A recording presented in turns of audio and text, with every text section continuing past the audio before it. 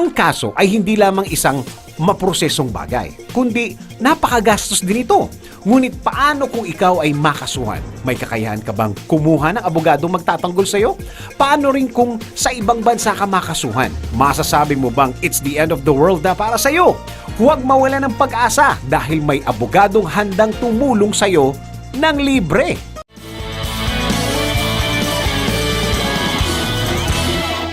Welcome to Expert's Opinion. Kasama po natin ngayon si Attorney Pinky Bartolome Bernabe, International Pro Bono Alliance. Attorney, magandang araw. Magandang hapon po sa inyo. Okay. Pro bono, libre? Opo. Sino pong madalas na client natin, Attorney? Yun pong sa aming organisasyon, ito po ay tinatag para po talaga sa mga migrant workers natin, mga OFWs po natin. So, kasi di ba, there are different types of pro bono. Mostly, bibigay ka ng libreng serbisyo para doon sa mga mahihirap. They can't afford adequate legal representation. Pero kami po, we choose to focus our work on our migrant workers. Kasama appearance? Ay, opo. Opo. Kasi po itong organisasyon namin, puro po kami natural, puro kami abogado. So it includes, and mostly yun po ang kakaiba sa amin. Kasi karamihan po, the International Pro Bono Alliance is like an NGO. But most NGOs, they don't really provide legal service. Kami po, we provide legal service in the sense that we represent our clients in court. We give them legal advice. We prepare documents for them. Kung ano-ano pa po. Pero teka muna, Attorney. Opo. Hindi lang ito isang linggo. Hindi lang ito isang buwan. Yung ibang mga kaso tumatakbo ng ilang taon. Dire-diretso ho ba itong pro bono na style? Ay, opo naman. We try, of course. And of course, it cannot be said, we cannot claim that we are giving adequate legal representation kung, you know, isang buwan lang. Kasi sabi nyo nga po, ang mga kaso tumatagal po, taon ang binibilang. Taon ang binibilang. Opo. So dire-diretso po yun? Dire-diretso po. Ilan po kayo sa organisasyon po, Attorney? Nagsimula po kami 15, 15. Okay. And these are not just Filipinos, but we have, as among our incorporators, two Vietnamese, one Malaysian lawyers. And also, our work is not just yung dito sa Pilipinas, but syempre po sa ibang bansa din. Ang ginagawa po namin, nagne-network po kami sa ibang mga pro bono lawyers. We say all over the world, but that is yun para ambisyon namin yun. Pero mostly we are present in Asia, Southeast Asia in particular. Okay, 15, all Filipinos? Yun nga po, hindi po lahat Pilipino So yun. iba doon, ibang lahi. Opo. Ilan po yung Pilipino doon sa 15? We are 12. Doon sa incorporators pa lang po yun. Okay. Pero syempre po, tumatanggap din po kami ng ibang mga abogado para po lumawak ang network locally and abroad. Ang ginagawa po namin, we don't really classify them as members but as part of the network. For example, also pro bono workers in Hong Kong, say, or Japan, Taiwan. Pero Attorney, pag sinabing migrant sa ibang bansa yan, Opo. do you go there as your own expense, Attorney? Well, I would say... Kasi may mga kababayan tayo nakakulong na nasa ibang bansa. Ay, tama po yun. Hindi ko masabing regrettably na out of our own pocket expense. But yes, opo, kami po, kung ang gumagasa sa aming sariling ano. Pero ganito po, ang natuklasan namin, kasi syempre, hindi naman po tayo, kahit ako naman po pumunta, for example, in the case of Mary Jane Veloso. Alam niyo po, gusto ko magkwento. Dati, gusto namin kasi yung ibigay lang na serbisyo, yung sa mga contracts, yung pagka na-a-appeal, substitution of contracts, as contract interpretation, kapag ka po ina-appeal yung mga for example, dun yung mga domestic workers natin, ganon. Pero yung dun sa kaso ni Mary Jane Veloso, di ba, nagkaroon siya ng kaso sa Indonesia. She was accused of being a drug runner. Iisip mo, paano naman ako pupunta doon? Alam ko ba ang Indonesian law? Ako ba yung magdudunong-dunungan doon? Siyempre hindi. At ako ba, siyempre alam nyo din po, the practice of law is limited to citizens in each country. So dito, hindi makapag-practice ang mga Americans or ano, kasi sabi sa batas natin, sa ligang batas, Pilipino lang daw. Ganon din po sa kanila. So paano po ang gagawin natin? Ang mga Pilipino naglipana sa buong mundo. Dami-dami natin. Di network tayo. Oo nga, para daw tayo makakangkong. Kahit saan itapon, tumutubo. Tama ka. So paano po ninyo? Saan po nanggagaling yung provision? Saan po nanggagaling yung suporta na kung tutulong po tayo sa mga kababayan natin nasa ibang bansa, attorney. Opo. Pero doon muna doon sa problem na yun. Okay. Paano yun? Paano yung pangangailangan nilang legal doon? Yes. Eh alam nyo pala, sa maraming lugar, there are pro bono lawyers. And there is a culture. So we just tap into that culture. We network with them. So, for example... Not necessarily Filipinos, attorney. Yes, not necessarily Filipinos. So, for example, in Hong Kong, we work with a group of lawyers known as the Justice Without Borders. Merong Pilipina, nagkaroon siya ng kaso doon, umuwi na siya. Pero may kaso siya doon sa Hong Kong Labor Tribunal. So, paano yun? Hindi na niya mapupursue? Oo. Pero hindi eh. Meron kaming ka-network yung Justice Without Borders. Kinuha niya nila yung kaso. Okay. At hindi lang yun. We're also looking to tap into technology. Alam niyo yung kahit dito, we applied for live link testimony. Ilan dito yung Pilipina, ipapadala yung testimony niya dun sa Hong Kong Labor Tribunal by way of live link. Through the use of the internet. So we applied. Skype. So it's something that's really cutting edge na ginagawa natin. So, well, and also to answer your other question, yes, ginagawa namin ito through our own. Well, but we have our own sources of funds, may mga traditional, but we're also looking at fundings from international funding agencies, but we still don't have it now, but we're looking into that. We're just establishing yung track record, alam mo na. Kasi syempre, you cannot ask people to fund your work if you have nothing to show for it, di ba? Pero kami naman, palagay ko, we're on the right track, nakakagawa kami, we're making a difference, and then we're also coordinating with different bar associations. Di ba dito sa atin yung natawag na IBP, Integrated Bar of the Philippines. Bawat bansa po meron din. And then we just, sa Malaysia, they also serve foreigners. So, pwede SWAC, OFW, di ba? Oo, correct. Taiwan. Sa amin, alam talaga sila sa batas nila doon locally. Oo. Tapos sa Taiwan, yung Taiwan Legal Aid Foundation, meron din sila. We're also in touch with them. And then we have our exchange of research on the different laws. And they actually help Filipinos who are having labor problems in Taiwan. So, yes. Yung mga foreigner na mga attorneys. Yes. Tuloy-tuloy natin yung pag-uusap tungkol sa frustration. Mga embassies po, tinutulungan ba kayo? Wonderful work ang embassies. They are very professional. Middle East. Sorry, we have not yet tapped into the Middle East. Ano po yung mga bansa na pinag-uusapan? We've gone to Taiwan. There's no embassy there, is the MECO. Opo. Kasi tapos yung sa Malaysia, we've gone to Vietnam. We've gone to Japan. We've gone to Europe, but of course they are not migrant workers, but they're already Filipinos who acquired citizenship there. But they also have their own problems.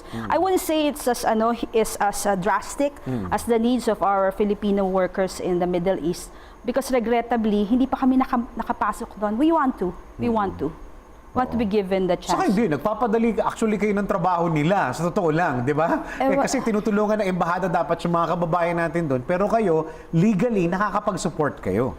Tama po yun, pero ang sa akin po, pag nakita nyo po yung embahada natin, kunwari, ang complement nila doon, gaano kalaki ba? 30 tao?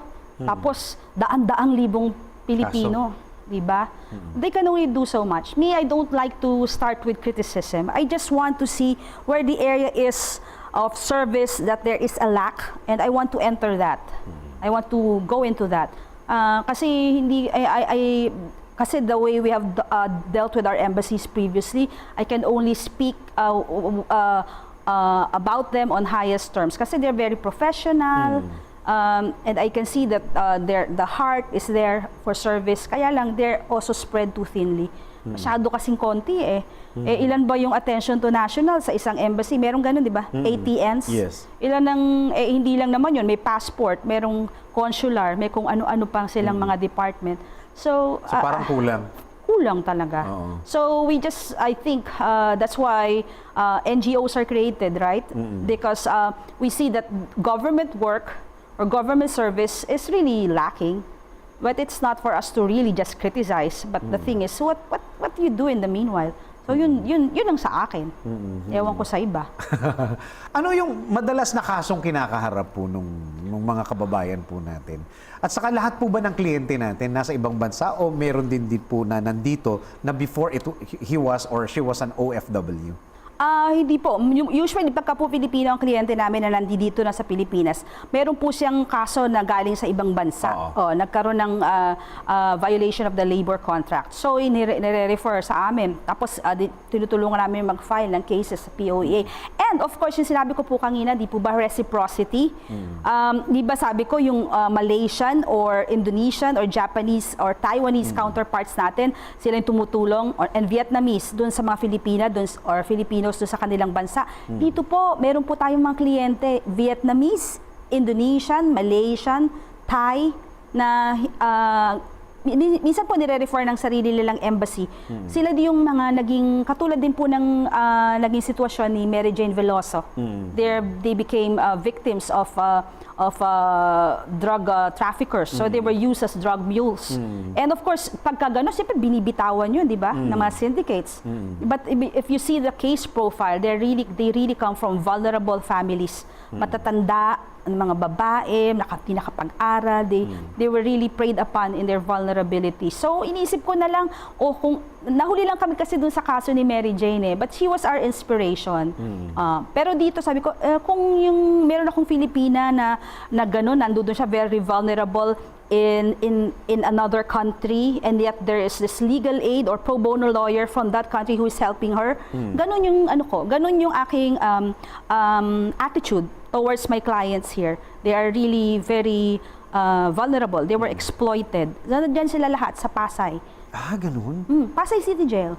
Because the airport is there. So usually they are apprehended or arrested sa airport. Diba? Once they come in. Kunyari sa isang kaso, ilan pong abogado na involved? If I may ask, ilan kumbaga, ganito na lang po, ilan kaso pong hawak po ninyo ngayon? Ng asosasyon po ninyo, ng grupo po ninyo? Hindi naman po marami, but of course, hindi naman po lamang sa pag-represent in court.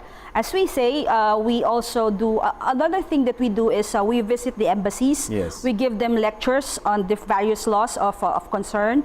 Tapos, binibigyan din namin sila ng free legal advice sa kanilang mga pangangailangan dun sa lugar na yon. Tapos, nagtatay up kami dun sa mga pro bono lawyers dun sa country na yon, for example, Hong Kong or Japan. And they also give lectures on Japanese law or law in Hong Kong para mamulat po yung ating mga kababayan. Ganun. So parang sa mga bansa na inaapi yung mga kababayan natin, may mga abogado rin na gustong tumulong. Yes. Local, galing doon sa mismong bansa na yon. Yes. That's really wonderful, di ba? Oh, yes. To tap into that pro bono culture which exists. It's part of our common humanity. Bakit parang hindi namin alam ito? May mga abogado pala na willing tumulong from that country na akala natin kasi tayo mga Pilipino pagka nalaman natin may kaso na naman, may inapi na naman ng mga kababayan natin na Pilipinas sa Middle East, ganito ganyan. Asama na ng tingin natin sa mga taga-ron Yeah. Well, it is true. I cannot speak really on the Middle East experience kasi hindi pa ako naka-hands-on dun But for example, in Hong Kong, where there's also a lot of exploitation. Kasi part of what we do, we visit yung mga halfway homes na yung mga Filipinas din, nandun sila. Tapos, yung mga churches, yung mga cathedral, there's a cathedral there that also gives support to our OFWs. But it is very heartening to work, for example, with JWB, as I mentioned. It's a group headed by Doug McLean, a lawyer from Georgetown. But they chose to practice here in Southeast Asia.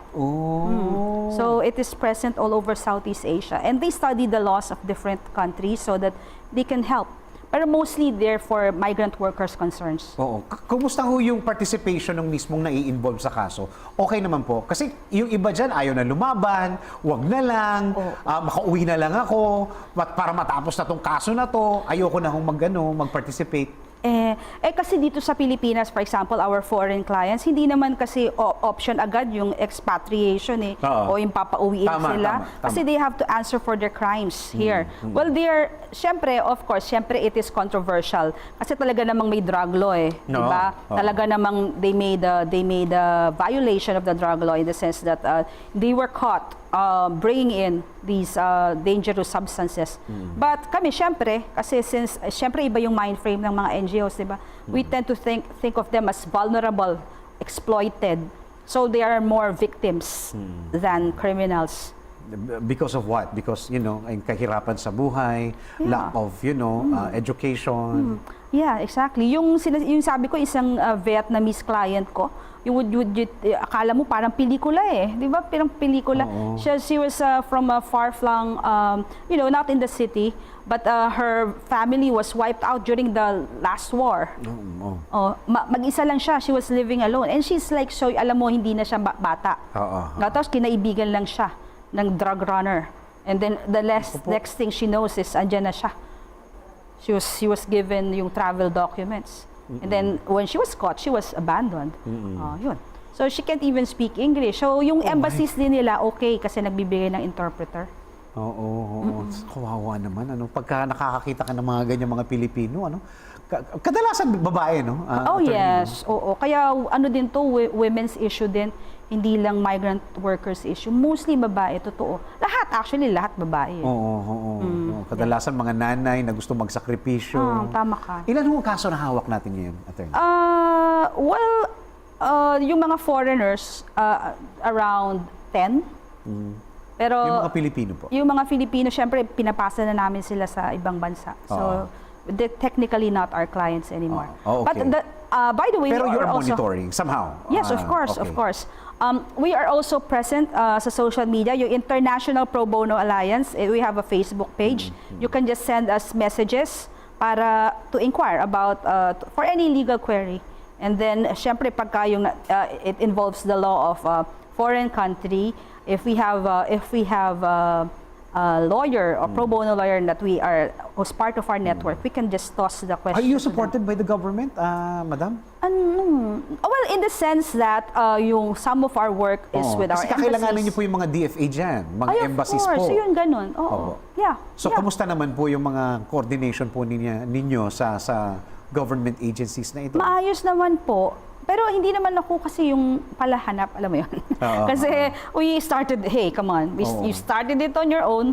Why is it now that you are looking at the government too? But of course, we need all the help that we can get. Of course, all help is welcome. Pero syempre, hindi naman yung mapaghanap.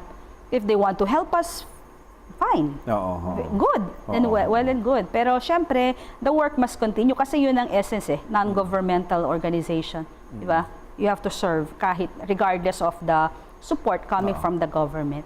At saka nga pala, about the we also work with the Interagency Council Against Trafficking, the IACAT, the head of which is Prosecutor Darlene, based in the DOJ. So yes, we have gone on missions with them. That is the extent of our work. And of course, sometimes when we go on travel, because we went to Europe last year, and I would say some of the embassies even provided us with shelter during our stay in the particular. Oh, really? That's nice. Oh, good. Very good, di ba? Mga ilang kaso ang nandun ngayon? Nahawak nila? Hawak? Nahawak po ng yung pinuntahan po. Embassy po ba yan? Embassies. Hindi. Sa Europe kasi mostly their queries are based on citizenship. Yung dual citizenship. It has to start from there. Okay. Ang nangyayari... so hindi lahat pala inaapi lang, hindi. yung kailangan ng serbisyo ninyo? Actually, din nga, hindi lahat inaapi. Kasi syempre, minsan, kunwari, nandoon na sila sa isang lugar, they carved out their lives there. For example, in Japan. Ang mga question doon, divorce.